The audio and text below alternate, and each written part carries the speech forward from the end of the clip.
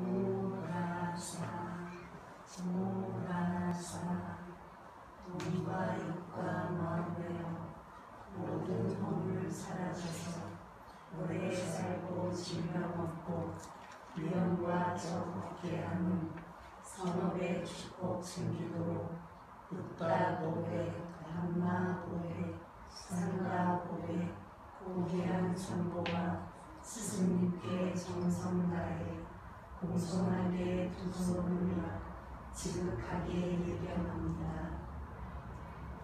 몸과 입과 마음으로 지은 세 가지 업을 참회하고 산보와 스승님께 예견 올린 선업의 선한 의지로 인해 사악도 세시기 8장소 5척 4종류의 결손 5가지 판열 96가지 질병 62가지 사견에서 언제나 멀리 벗어나 도와 과열반의 고귀한 법을 빠르게 얻기를 천신대로 성취되었으리로 따라하십시오.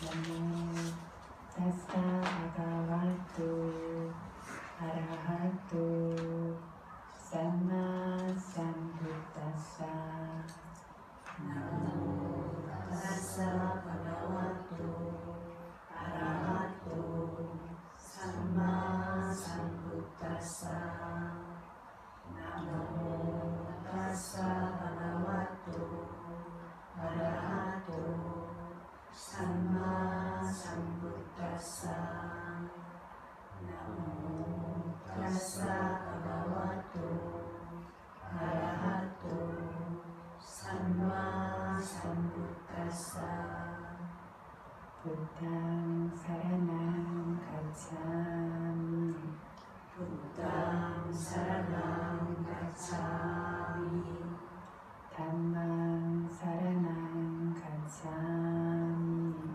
담망 사라낭 가차미 상강 사라낭 가차미 상강 사라낭 가차미 두띠얌피 부탕 사라낭 가차미 두띠얌피 부탕 사라낭 가차미 두띠얌피 담망 사라낭 가차미 두띠얌피 담망 사라낭 가차미 두띠얌피 상강 사라낭 가차미 두띠얌피 상강 사라낭 가차미 따띠얌피 부탕 사라낭 가차미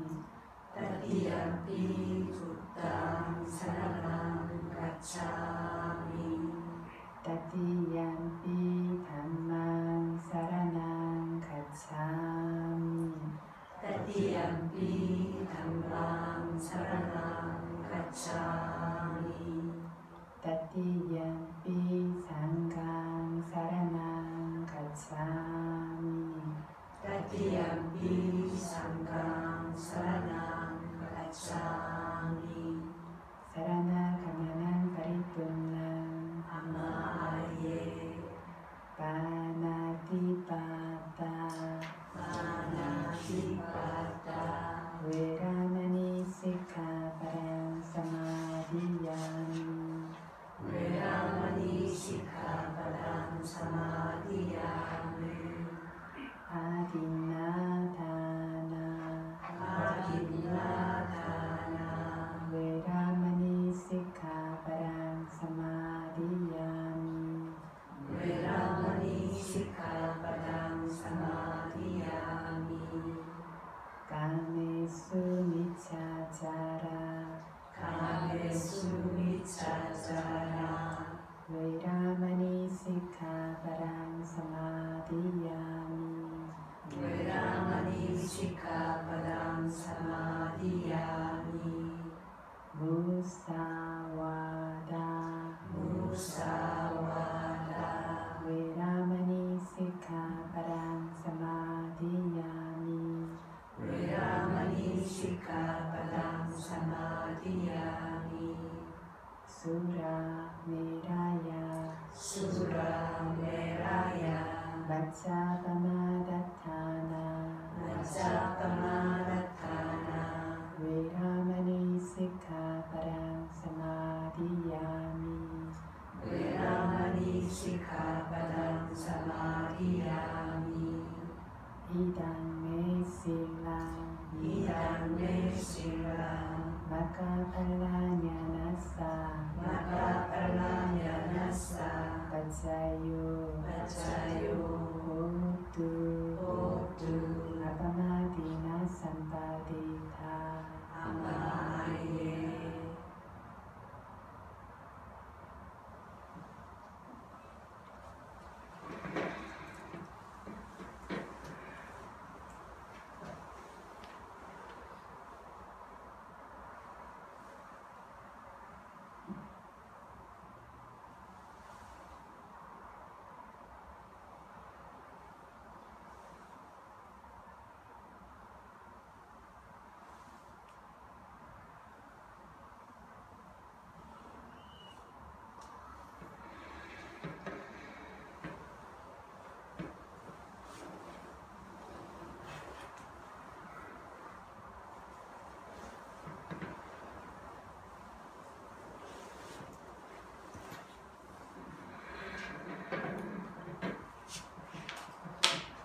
요즘 부처님오신날을 전후로 해서 부처라고 하는 것, 그리고 보살, 보디사타라고 하는 것에 대한 법문들을 하고 있습니다.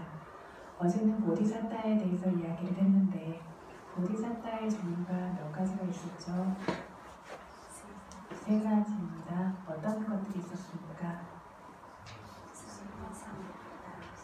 삼마상 보디사타,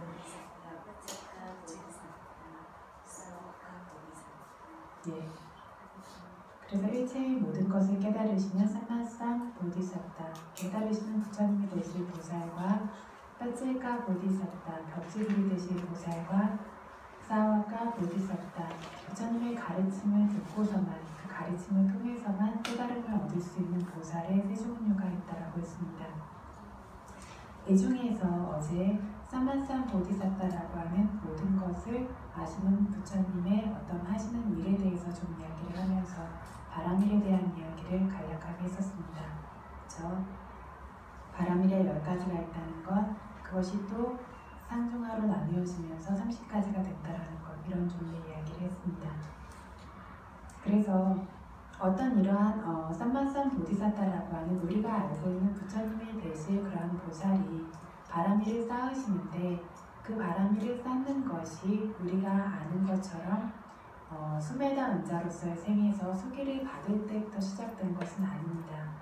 그래서 마음만으로 수없는 부처님들 앞에서 마음만으로 내가 부다가 되어서 모든 중생들을 구제할 수 있기를 이라는 서원은 헤아릴 수 없는 많은 생 동안 쌓으시면서 그 기간 동안에도 계속해서 그것들을 향해서 마음을 내면서 바람일을 쌓으십니다.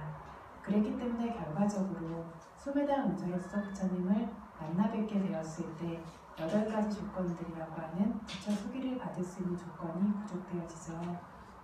이 8가지는 다시 반복 안 해도 되겠죠. 그 8가지라고 하는 그런 구족들이 이렇게 이미 조건들이 구족되어진 굉장히 고귀한 분으로서 이미 수메다 은자로서의 생에서 어떤 모든 조건을 갖춘 채로 태어나시게 되는 겁니다. 그래서 부처가 되기를 원하는 마음을 가지고 서원을 한 것과 수기를 받는 것, 니야타 벼디타라고 하는데요. 확고한 부처님의 말씀, 반드시 부처가 될 것이라는 이러한 말씀의 수기를 받는 것은 다른 문제입니다. 그 이전부터 그 서원이 계속해서 있어왔고 바람일을 쌓아왔기 때문에 수기를 받은 만큼 굉장히 확고한 어떤 선업을 갖추시는 분으로서 출현하게 되는 겁니다. 이게 고타마 부처님의 경우에 수메다 은자의 생이었습니다. 그래서 이러한 8가지 조건으로 구족된 생에서 분명히 살아계시는 부처님 앞에서 수기를 받게 되었을 때에만 이 수기를 받기 전에 무엇을 하냐면 그 부처님 앞에서 제가 이렇게 목숨을 바치는 특별한 선업의 공덕을 쌓음으로써 모든 존재들을 어떤 구제할 수 있는 윤회의 고통으로부터 건져낼 수 있는 부다가 되기를 서원합니다 라고 이렇게 밖으로 내뱉어서 서원을 세우시죠. 그리고 그 서원을 부처님께서 반드시 그 말대로 되어질 것이다.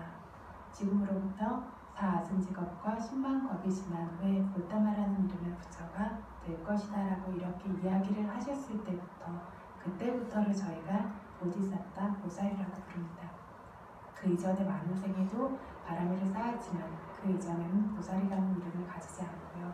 수기를 받아서 반드시 깨달음을 얻은 그런 존재가 되었을 때에만 보디사타라는 보살이라는 이름을 가집니다. 그래서 이러한 서원이라고 하는 것이 수기라고 표현을 하는데 실제로 이 순간에 있었던 것은 그 서원을 세우던 특별한 마음이죠. 이 특별한 마음은 어떤 마음일까요? 무한한 공덕을 가진 부처님의 공덕과 헤아릴 수 없는 중생계의 번영과 이루음을 대상으로 하는 특별한 마음입니다. 이러한 특별한 마음이 과거 생에 세세생생 서원을 세우면서 바라미를 쌓았던 것으로 인해서 굉장히 강력하고 특별한 어떤 종류의 마음이 생겨나게 된 걸 부처 수기를 받을 때 서원을 세웠다라고 이야기합니다. 그리고 이러한 방식으로 서원을 세우게 되어졌을 때 특별한 선업의 마음이 생겨났을 때 이 특별한 마음이 생김과 동시에 보살은 일체지를 얻을 수 있는 조건이 되어지는 길 위에 도달한 것이 됩니다. 그리고 어제 말씀드렸던 30가지 종류의 바람이라든가 5가지의 큰 폭이라든가 그리고 3가지 종류의 수행을 다른 사람과 비할 수 없을 정도로 확고하게 그 바람이를 완전히 쌓을 정도로 해나갈 수 있는 그 능력도 그 순간에 확고하게 생겨나게 됩니다. 이 마음이 생김과 동시에 동시적으로 이렇게 이 어떤 바람이를 쌓을 수 있는 그러한 능력도 생겨나게 되어지고 또한 보디사타라고 하는 이름도 되어지고 그리고 그 수행의 길 위에 들어선 것도 되어지고 그리고 이러한 일처지를 바라는 강렬한 물러넘이 없는 강렬한 선업의 바램의 마음도 생겨나게 됩니다. 그 이전에는 그 마음들이 바라지만 그 가야 할 먼 길과 힘든 길을 생각하면 흔들림이 있을 수 있었다면 이때부터는 전혀 흔들리지 않는 강렬한 바램의 마음도 생겨나게 됩니다.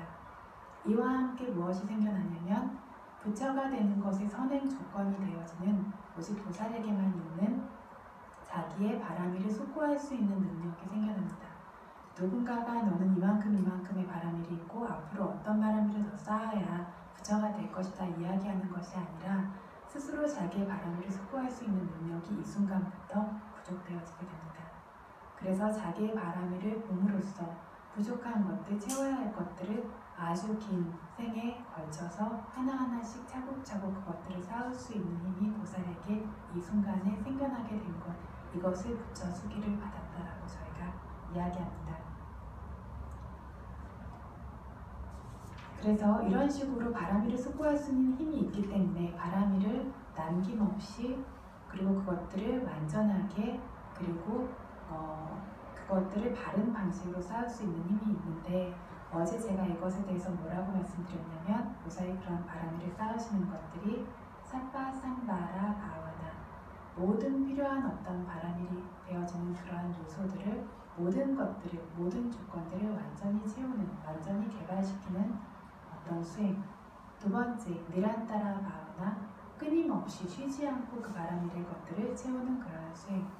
세 번째 찌라깔라 바와나 오랜 기간 동안 최소한이 되었을 때 4아승직업과 10만 겁이라고 하는 지혜가 우선이 되는 부처님에게 생겨나는 기간입니다.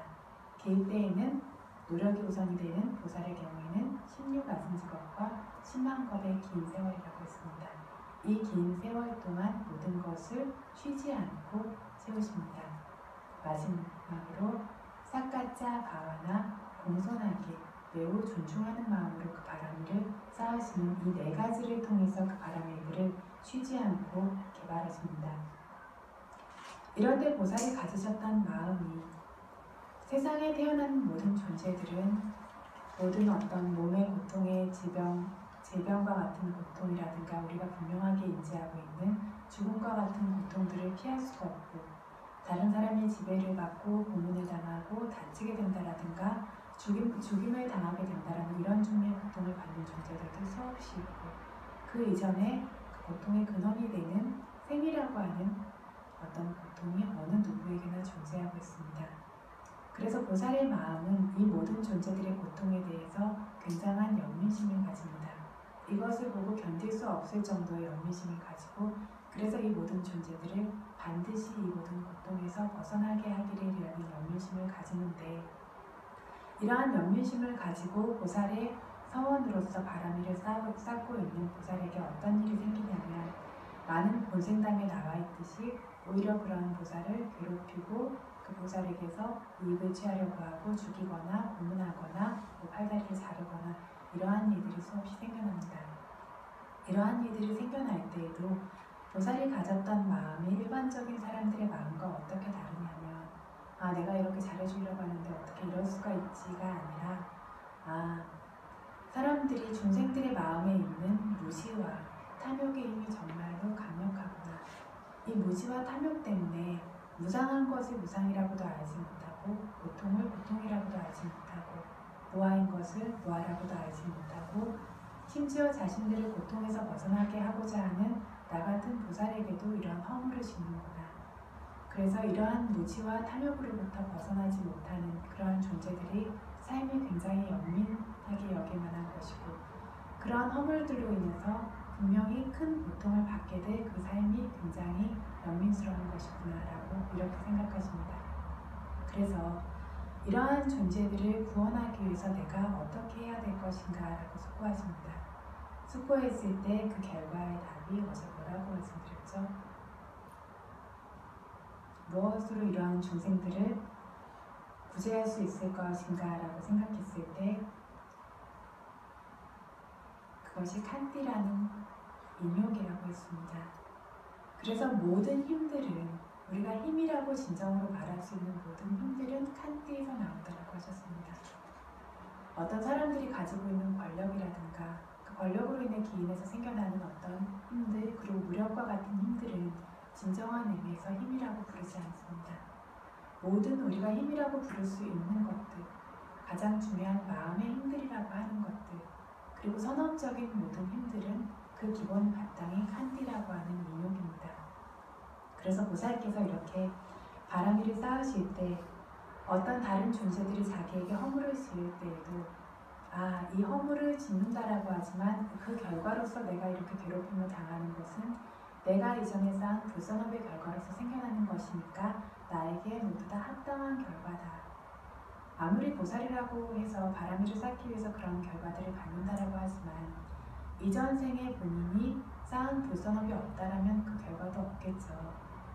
그래서 우리가 겪고 있는 모든 고통은 우리의 번뇌로부터 기인한 불선업으로부터 기인한 그러한 결과이기 때문에 어떤 종류의 고통을 겪고 있건 그것은 우리에게 합당한 결과라는 겁니다. 그래서 보살은 이런 식으로 어떤 고통들이 찾아왔을 때 상대가 나에게 허물을 짓는 것을 상대의 허물로서 보는 것이 아니라 그 허물을 내 위에 받아들입니다. 이것은 나의 허물이다라고 받아들이고 상대가 짓는 불선업의 마음에 대해서 인욕하지 않고 반응한다라면 어떨까요? 상대와 같은 사람이 되겠죠. 같은 사람이 된다라면 내가 원했던 바대로 어떤 상대를 이 모든 중생들을 똑같은 사람인데 그들을 구제할 수 있을 것인가 라고 숙고하십니다.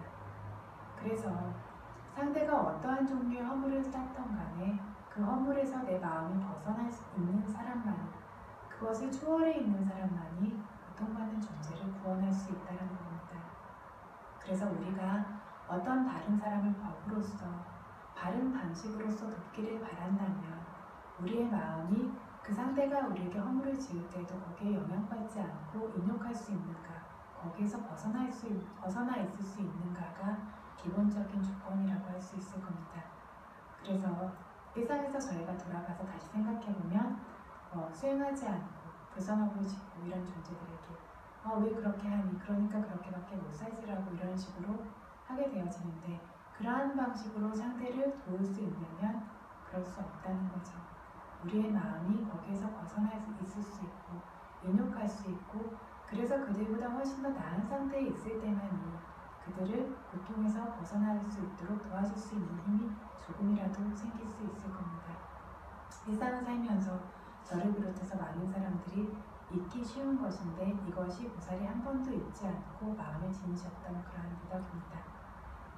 이러한 칸디라고 하는 인욕을 바탕으로서 언제나 가지고서 그 인욕의 힘 위에 머무르면서 자애와 연민심을 가지고 바라미를 쌓으신 것입니다.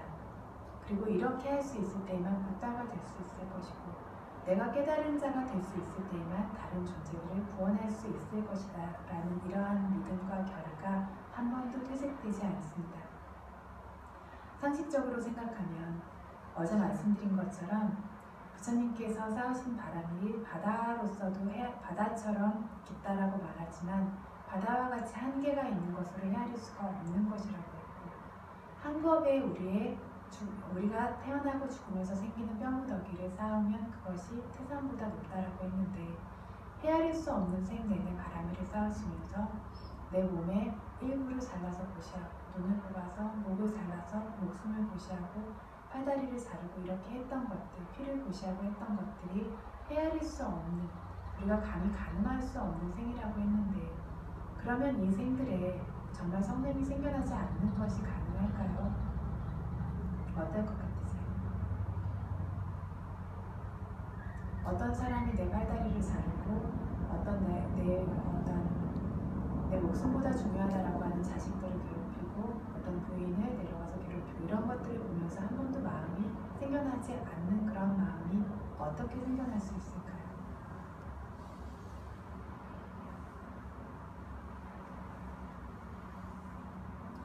우리가 뜨거운 여름에 물속에 들어가서 헤엄치고 있으면 어떻죠?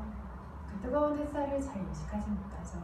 그렇게 덥다라고 느끼지 않는 것처럼 이것이 가능했던 이유는 보살의 마음속에 있는 대연민심의 그 서늘함이 너무나 지극했기 때문에 대연민심이 바다와 같이 그 서늘한 대연민심의 바다 속에서 바람일의 바다 속에 보살이 계셨기 때문에 어떠한 고통과 어떠한 힘든 상황을 만나도 그것이 고통스럽다, 뜨겁다라고 느끼시지 않았기 때문에 가능했다라고 합니다.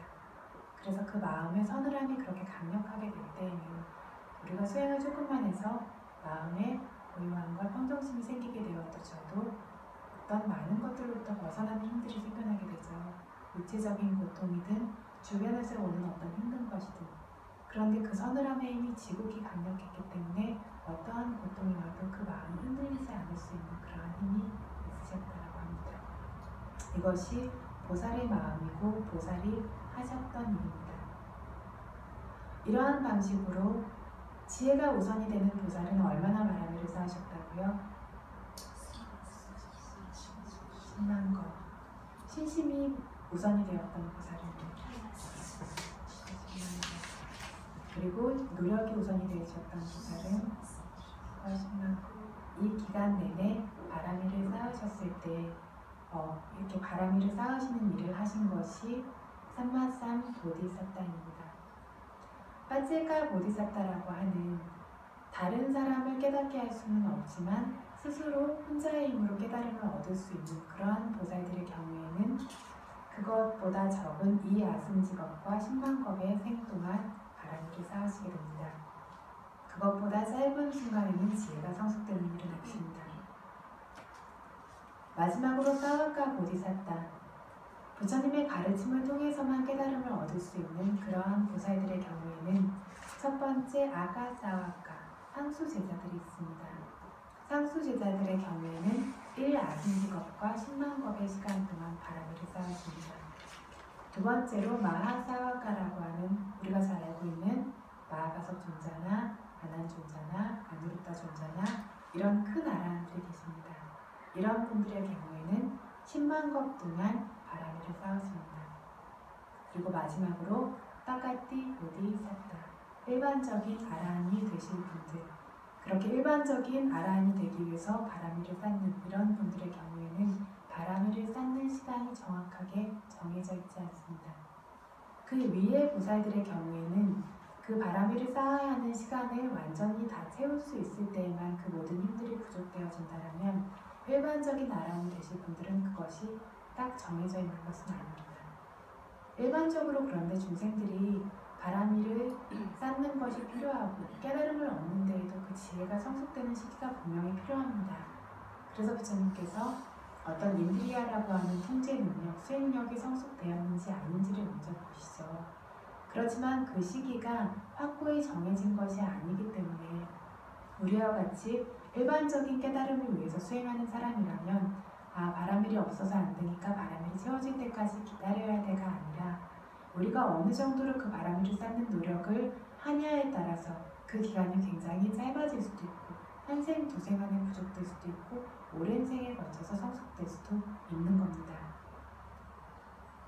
그래서 이렇게 바람일을 쌓은 기간만큼 또 이분들이 전생을 돌아볼 때 전생을 볼 수 있습니다. 나중에 기회가 되면 좀 더 얘기를 하겠는데 그래서 벽지불이라면 이 야승직업과 10만 것, 상수시자는 이 야승직업과 10만 것, 그리고 마하사와가들은 10만 겁의 생을 돌아볼 수 있는 힘을 가지시게 됩니다. 바람일을 쌓은 만큼.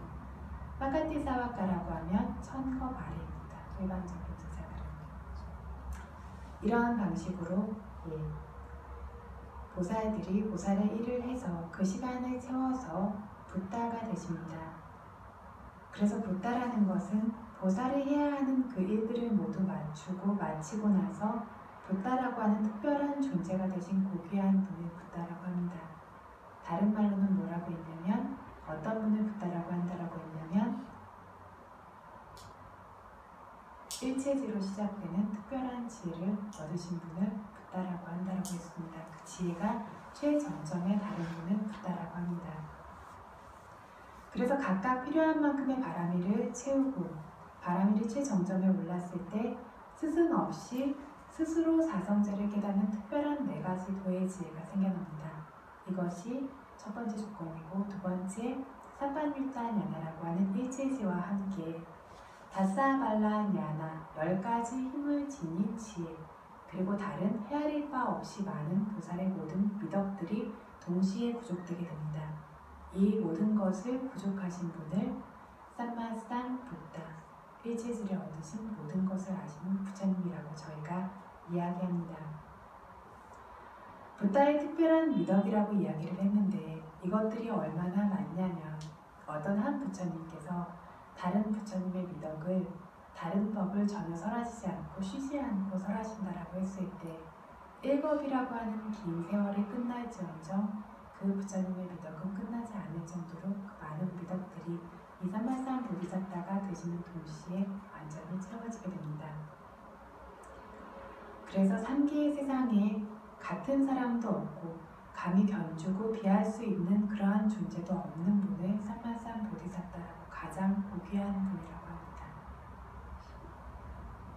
이렇게 스승 없이 바람일이 정점에 도달해서 깨달음을 얻는데 일체지와 함께 다사발라냐나라고 하는 지혜를 얻으신다라고 했습니다. 10가지 힘이 있는 지혜인데 이걸 이야기하면 좀 길어질 것 같긴 한데 흥미로운 내용이라서 오늘 여기에 좀 밖으로 나가서 이야기를 조금 해볼까 합니다. 그래서 다사발라냐나 10가지 발라, 힘을 지닌 강력한 힘을 가진 야나 지혜입니다. 여기는 첫 번째 타나냐나라고 하는 지혜가 있습니다. 타나는 조건이라는 뜻입니다. 타나, 아타나, 조건이 되는 것과 조건이 아닌 것을 아는 지혜. 우리말로 쉽게 이야기하자면 그렇고 그렇지 않은 것을 아는 지혜입니다. 예를 들면 수다원의 사람에게 어떤 견해의 왜곡과 같은 것이 생겨날 수 있을 것인가 라고 했을 때 아니죠. 그러니까 그렇게 조건이 될 수 있는 것과 아닌 것을 구분해서 아실 수 있는 지혜를 타나야나라고 합니다.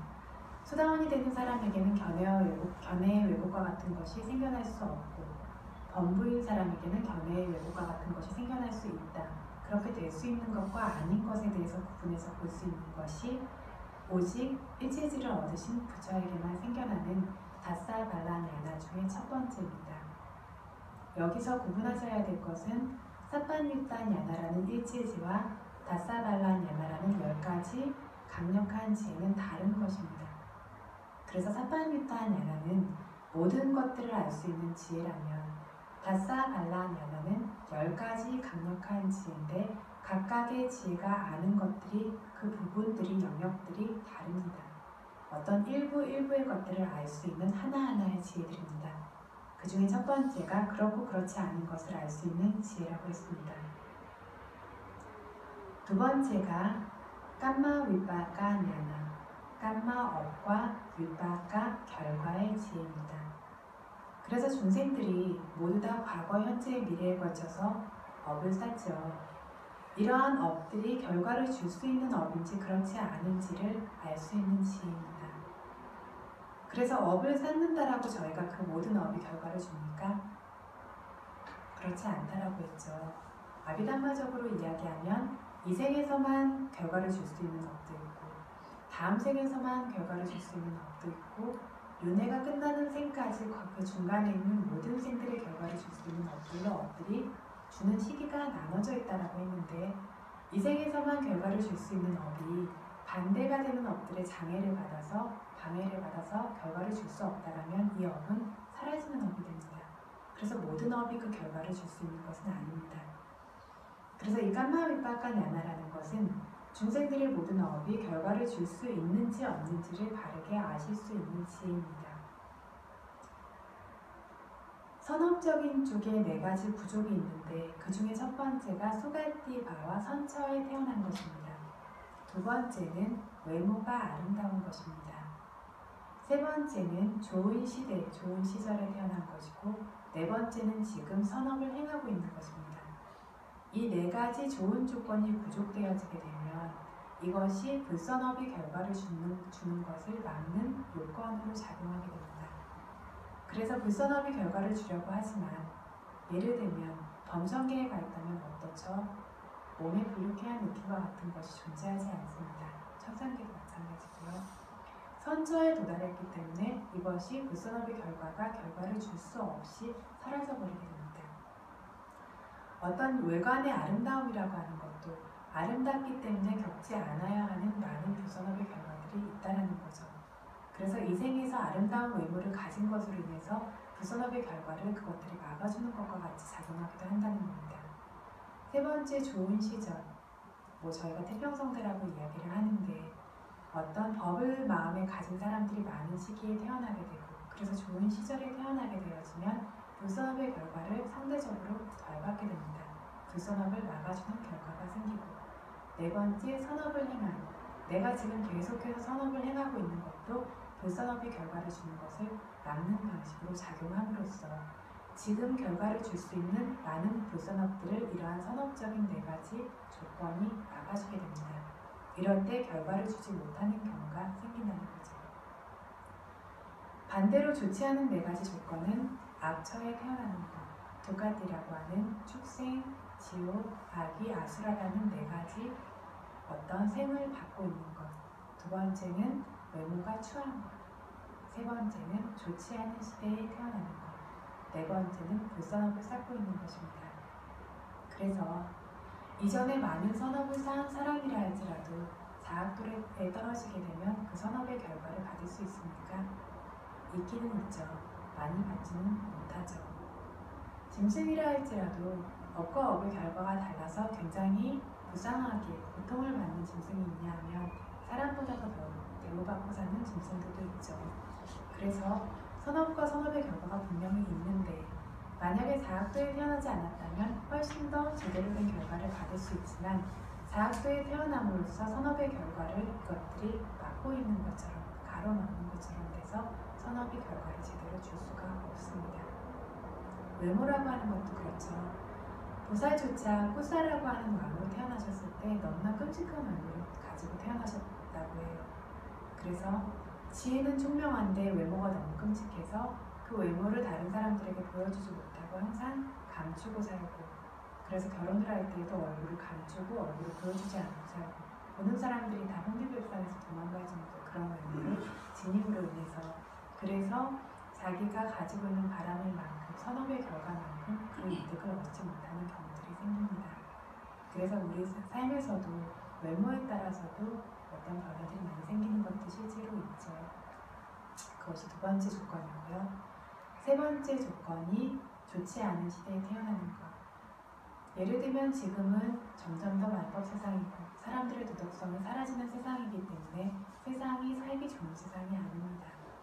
그래서 지금 현재 당장 살고 계시는 분들도 느끼는 것처럼 저희 부모님들이, 조부모님들이 하셨을 때는 한 집에서 한 명만 열심히 노력해도 먹고 살 수 있는 삶이라면 지금 연세가 드신 분들까지 어떤 생계를 유지하기 위해서 계속 애를 써야 하고 애를 쓰고 있지만 편안하게 자기 자신을 감당할 수 없는 삶들이 생겨나고 있죠.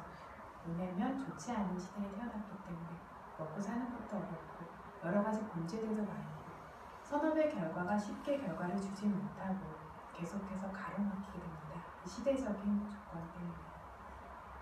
마지막이 이 세 가지는 저희가 어떻게 할 수 없는 것이라고 할지라도 마지막이 내가 계속해서 불선업을 쌓는 것.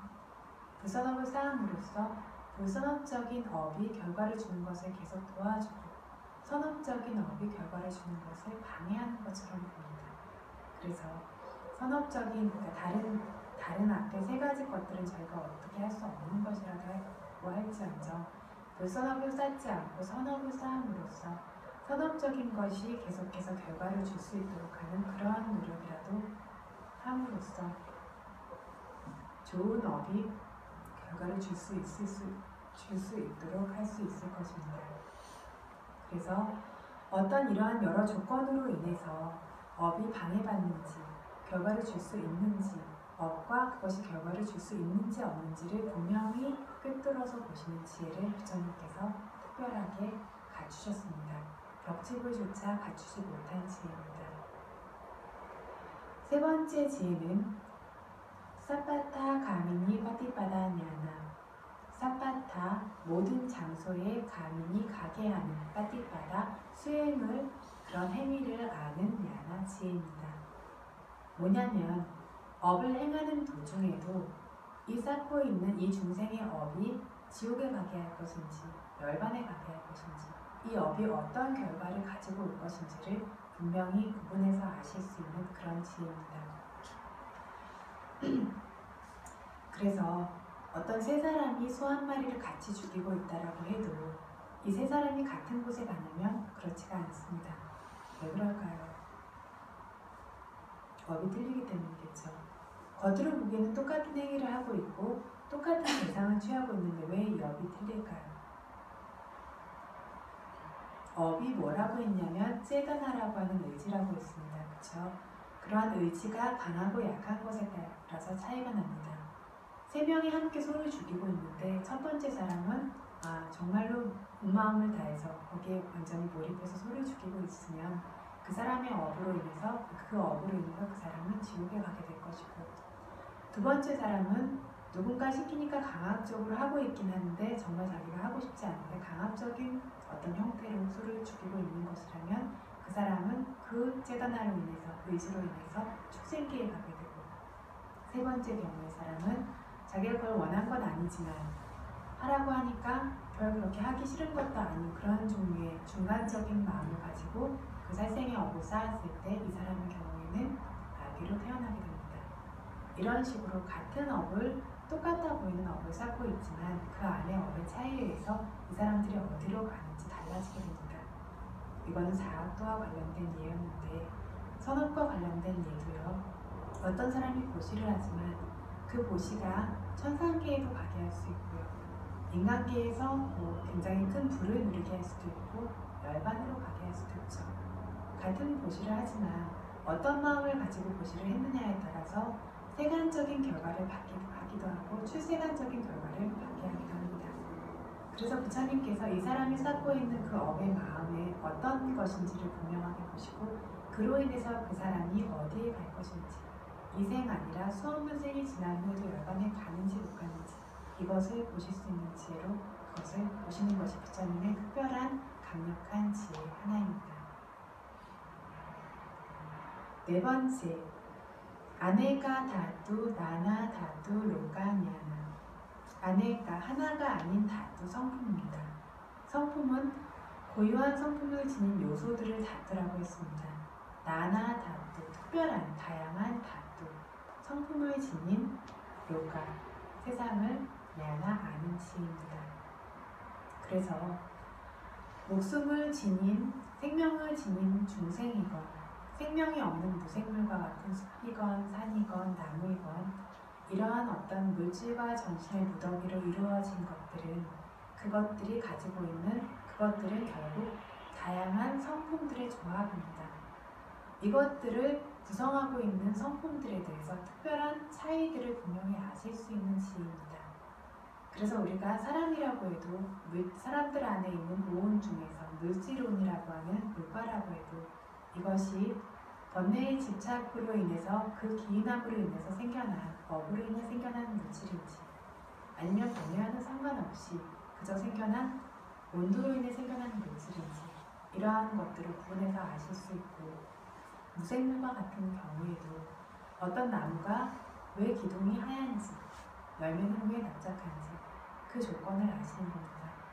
그것을 이루고 있는 그러한 성품들이 어떤 성품들이 더 강렬하고 어떤 성품들은 힘이 약하기 때문에 뭐가 더 우월하고 약하냐에 따라서 그것은 나무가 큰 나무도 있고 작은 나무도 있고 하얀색도 있고 껍질이 두터운 것도 있고 얇은 것도 있고 노란 꽃이 피는 것도 있고 빨간 꽃이 피는 것도 있고 열매가 동그란 것도 있고 열매가 신 것도 있고 단 것도 있고 이 모든 것들이 그것을 구성하는 성품들이 크고 작은 조합에 의해서 결정되는 것인데 그 조건이 되어지는 이러한 성품들이 이런 식으로 결합되어져서 이러한 모습을 띠고 이러한 맛을 내고 이러한 결과들이 생기는구나 라는 것을 일일이 구분해서 알 수 있는 그러한 지혜입니다.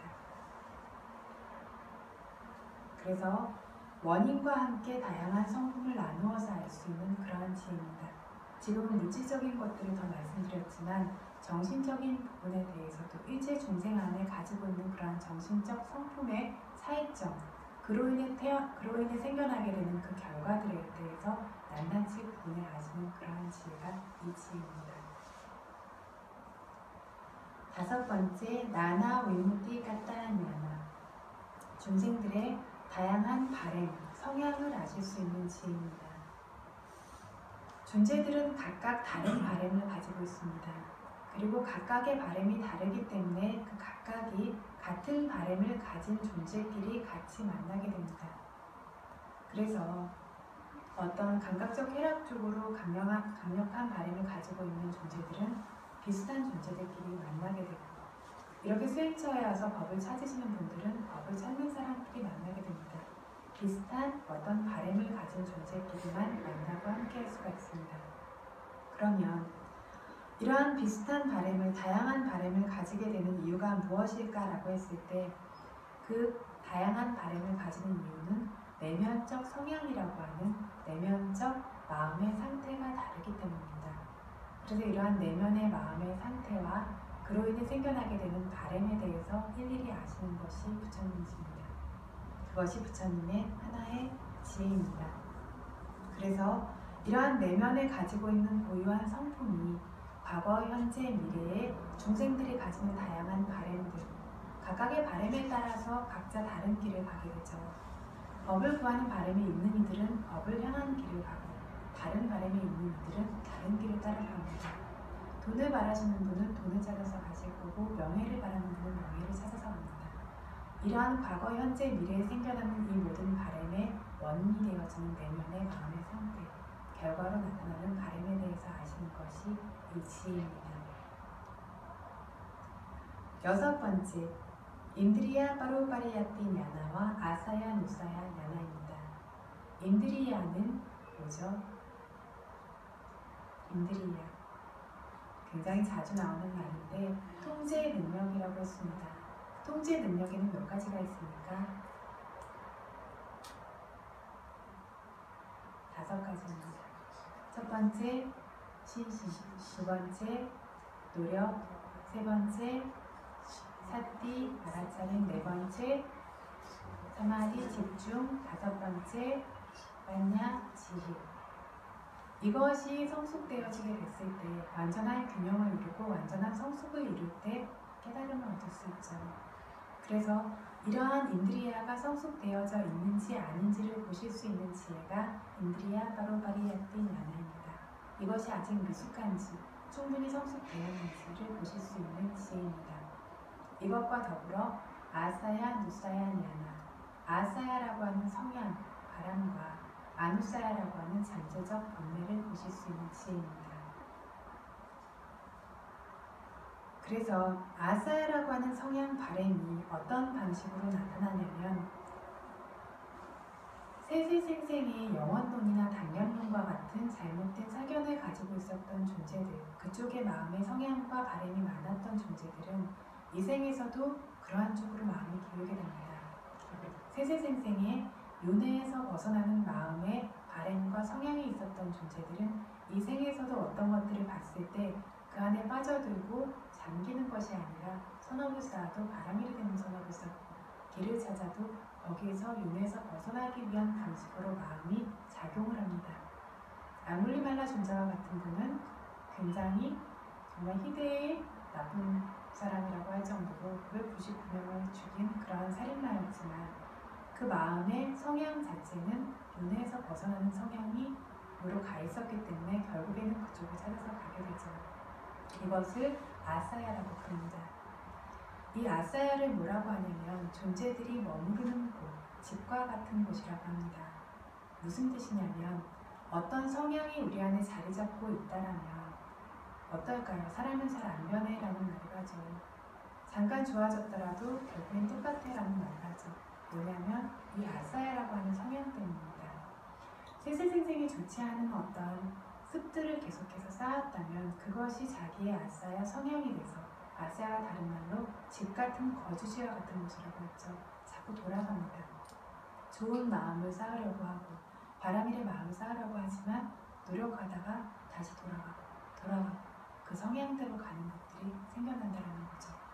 그래서 우리가 아무 생각 없이 하고 있는 이러한 뭔가일과 마음의 행동들이 그것들이 쌓이게 됐을 때 성향이 되고요. 성향이 되어졌을 때 계속해서 우리가 머무르는 집처럼 되어집니다. 벗어나려고 하지만 잘 벗어나지지 않고 아라함의 경우인데 입의 행동이 거칠어서 다른 사람들을 화나게 만드는 경우도 있고요. 그쵸? 사리불과 같은 분은 원숭이로 태어났던 생이 많다 보니까 엉덩이를 봤을 때 폴짝폴짝 뛰어넘는 행동으로 인해서 신도들의 마음을 신심히 사라지게 했었다라고 하죠. 그래서 아라함조차 제거하기 어려운 것이 이러한 성향인데요. 그래도 이 성향이 윤회를 벗어나는 성향 쪽으로 굳건하게 있다라면 모든 습을 제거할 수는 없을지언정 그 결과대로 갈 겁니다. 근데 그렇지 않다라면 우리가 습관적으로 내는 이러한 마음들이 계속해서 윤회 안에서 즐겁고 번뇌를 점점 더 두텁게 만드는 마음이라면 어떤 때에 여기서 벗어나고자 하는 마음을 내지만 쉽지 않다는 겁니다. 이것이 성향으로서 집처럼 계속 돌아가는 그러한 장소가 되었기 때문입니다. 네. 그래서 업식이라는 말은 근본불교에서는 쓰지 않는 말인데 그것의 의미적인 것으로 생각한다라면 계속해서 쌓는 뭔가일과 마음의 업이 그로 인해서 생겨난 계속해서 반복하게 되니까 이것들이 성향으로 습관으로 남게 됩니다. 그렇게 되어졌을 때 저희가 그걸 한국에서는 업식이라고 표현하는 것 같습니다. 거기에 따라서 계속 행동하죠. 화를 내는 사람은 계속 화를 냅니다. 수행을 함으로써 잠깐 그 화냄이 가라앉을 수 있을 수 있는데 선업을 쌓음으로써 좋은 법문을 들음으로써 기분 좋은 어떤 것들을 만남으로써 그 성냄이 가라앉는 것 같지만 어떤 조건을 만나면 또다시 폭발하죠. 그래서 자기 자신은 알지 못하지만 어떤 것을 볼 때마다 그것들을 비난하고 허물을 보고 좋지 않은 것들을 보고 거기에 마음을 반응하는 그것들을 계속해서 하고 있고 업식으로 인해서 지금 말씀하신 것처럼 그 성향으로 인해서 그것을 계속 하는데 어떻죠? 하면 할수록 점점 더 강력하게 되어집니다. 거기서 벗어나기 어려워집니다. 그렇기 때문에 저희가 지금 당장 수행은 따로 윤회에서 벗어나는 것은 따르고 지금 당장 살고 있는 모습은 따르는 것이 아니라 끊임없이 이 어떤 성향이 되어지지 않을 수 있도록 좋은 업을 쌓을 수 있도록 좋은 업이 우리의 성향이 되어질 수 있도록 하는 노력이 그래서 중요한 겁니다. 어제 소예인이라고 하는 사원의 사야도 큰 스님에 대해서 말씀드렸었죠. 그 사원이 그렇게 큰 절이고 그렇게 유명한 사원인데 이제 100년이 되었기 때문에 몇 해 전에 그 100년을 기념하는 책이 나온 적이 있습니다. 그래서 그 책이 나왔는데 그 책을 보니까 보통 그렇게 한 사원의 그 기념을 하는 책자가 나오면 그 사원에서 있었던 자랑스러운 역사와 좋았던 일들을 기록하죠. 그렇게 기록하는데 그 중에 어떤 한 분이 기고하신 글이 이렇게 100년 동안의 일들을 이야기하고 그것을 기념하려고 한다면 좋았던 일뿐만이 아니라 좋지 않고 어두웠던 일도 알려야 그것이 완전한 것 같다라고 하면서 원고를 쓰신 분이 계신데 그 내용이 굉장히 충격적이죠. 그 역사에서 100년의 역사에서 지워지지 않는 그런 얼룩이다라는 제목으로 쓰셨는데 그게 어떤 이야기였냐면 그 사원의 비구스님 한 분이 굉장히 강한 성품을 가지고 있는 분이었습니다. 그래서 어떤 사람이 좋은 의도를 가지고 얘기해도 거기에 성능을 일으키고 그래서 사원에 살다 보면 서로가 따라야 하는 규칙과 규율과 도리가 있습니다. 거기에 대해서 이야기해도 굉장히 화를 내고 폭력적인 성향을 보이고 그런 식으로 자기의 성능을 도저히 통제하기 어려운 정도의 성능을 가지고 계신 분이었습니다.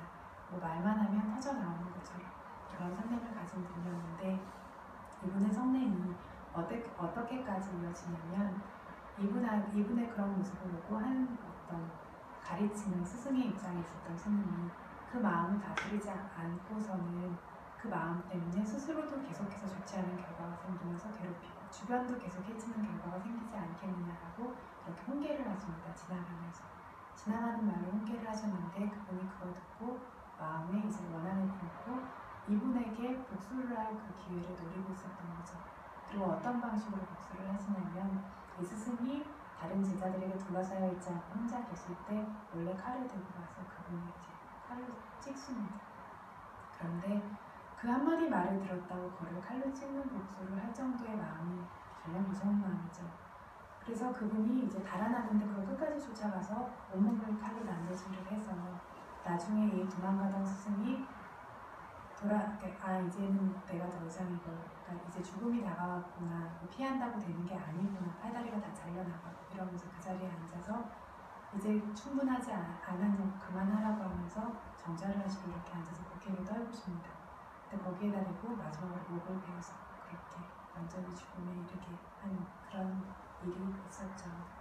근데 그분이 어쨌든 비구를 추가했다라면 추가의 바람이 또 있었던 분이었고 좋은 것을 원하는 마음도 있었던 분이었고 그래서 출가자로서의 삶을 선택하시고 그 안에서 사셨던 건데 가지고 있는 그 성향이 너무 무서워서 그런 행동을 하게 되니까 비구가 사람을 죽이면 빨아질까라고 하는 큰 비유를 어긴 것이 되어져서 환속을 해야 되는데 그 환속을 비구계를 받을 때 바로 비구의 계를 받았다면 제가자로 나가야 되고 3위계를 받고 비구계를 받았다면 3위로 떨어져서는 살 수가 있습니다.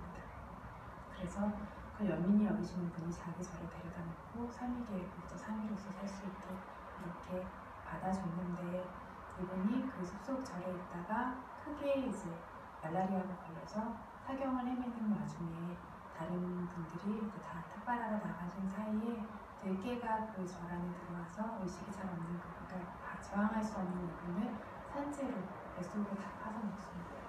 그래서 산채로 그 뱃속에 다 장기가 다 파먹힌 채로 이제 죽은 이 생에서 그렇게 맞이하시게 되는 거죠.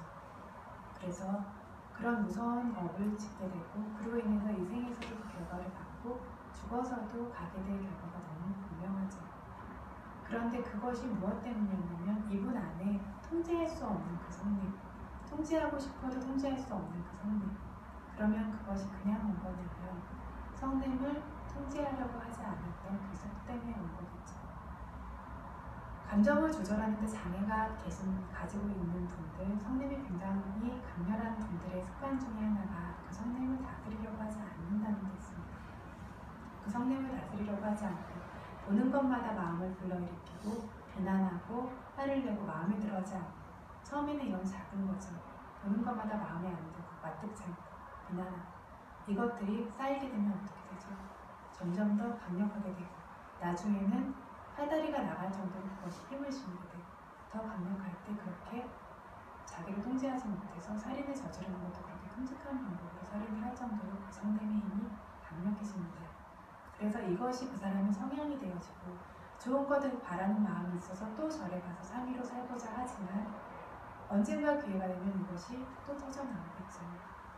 그래서 예전에 어떤 사람이 부처님께, 그러니까 부다마 부처님 이전에 한 부처님께 굉장히 큰 보시를 하는데 그렇게 굉장히 큰 신심이 많은 신도분이 있었는데 그 신도분이 아침에 절에 가다가 누워있는 어떤 사람을 보고 이 시간에 길에 누워있고 발에 흙이 묻어있고 그런 거 보니까 좋은 방법으로 삶을 영위하는 사람은 아닌 것 같다라고 지나가는 말로 하고 가시는데 그 말에 원하는 근거 부분이 그 집에 있는 소들을 1000마리를 다 다리를 잘라버리고 그 집에 수없이 비를 지르고 이런 식으로 그거를 복수를 합니다. 그럼에도 불구하고 이 신도분이 조금의 원함심이나 그런 마음을 갖지 않는 걸 보고 두려워서 거기에 대해서 사죄를 하죠. 이렇게 미덕이 큰 분에게 내가 허물을 지었구나. 제발 저를 연민히 오셔서 이 집의 종으로 저를 받아주십시오 하니까 그분이 그 성향이라는 것이 쉽게 변하는 것이 아니라서 한 번 그렇게 별거 아닌 말을 할 수 있었던 사람은 또 그렇게 할 수 있지 않겠느냐. 당신의 모든 허물에 대해서는 내가 어떠한 마음도 일으키지 않지만 옆에 두는 것은 할 수 없다라고 얘기를 하십니다.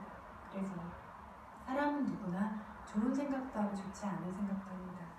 그런데 내는 그러한 좋은 생각들이 계속해서 좋은 생각을 하면 점점 더 좋은 생각, 바른 생각, 법에 가까워지는 생각을 하게 되어지고 좋지 않은 생각을 일으키는 것이 많을 때는 점점 더 좋지 않은 생각을 일으키는 쪽으로 가게 되고 그렇게 누구나 좋은 성향과 좋지 않은 성향을 가지고 있지만 지금 현재 내가 쓰고 있는 몸과 입과 마음의 행동이 어떤 것을 계속해서 끌고 가고 있는지를 여기에 대해서 그 두려움에 대해서 아실 수 있어야 됩니다. 그 두려움에 대해서 알 수 있을 때에만 되는 대로 대충 사는 삶이 아니라 그 어떤 살고 있는 그 삶 하나하나에 우리가 짓고 있는 모든 업에 중요시하는 마음, 그것에 무게를 두는 마음이 생겨나게 되고 그때에만 허물에서 벗어난 삶을 살게 되어지고 그때 우리가 바른 업을 쌓고 좋은 성향을 지니게 되고 열반에 가까워지는 그러한 삶을 살 수 있는 겁니다. 그래서 열반 성원하고 있지만 어제 말씀드린 것처럼 그것을 정말 바란다면 정말 그 길 위에 있는지 아닌지 그것을 향하는 쪽으로 우리의 마음이 끊임없이 작용하고 있는지 아닌지 그것을 점검하고 그 마음을 계속해서 낼 수 있을 때 그 마음이 우리가 원하는 그 고귀한 법에 다가가고 아직 열반에 이르지 못할지라도 선언적인 법 안에 다가가게 된다는 겁니다.